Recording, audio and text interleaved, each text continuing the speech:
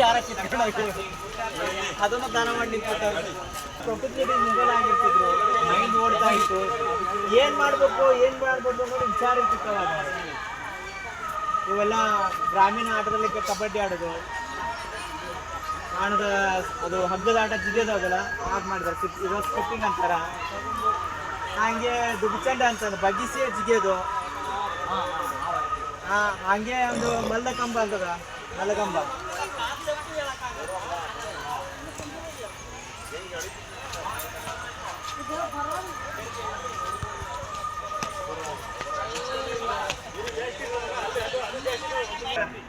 ಇದು ಸಾರಿ ನಮ್ಮ ಶ್ರೀ ಪ್ರಕಾಶ್ ದಾಸನೂರ ಆಕಾಶ ಸಾರಿ ದಾಸನೂರ್ ಅಂತ ಅವ್ರದ್ದು ಸ್ಟ್ಯಾಚ್ಯೂ ಕೂಡ ಮಾಡಿಟ್ಟಿದ್ದಾರೆ. ಅವ್ರ ಅಪ್ಪಾಜಿ ಕುಸ್ತಿ ಪ್ರೇಮಿಗಳು ಅಂತಂದ್ರೆ, ಕುಸ್ತಿ ಪ್ರೇಮಿಗಳು ಅಂತಂದ್ರೆ.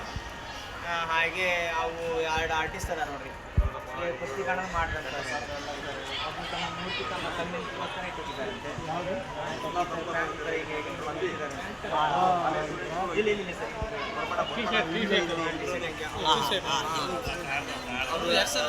ಅವರು ಈಗ ಕುಸ್ತಿ ಕಾಣೋದು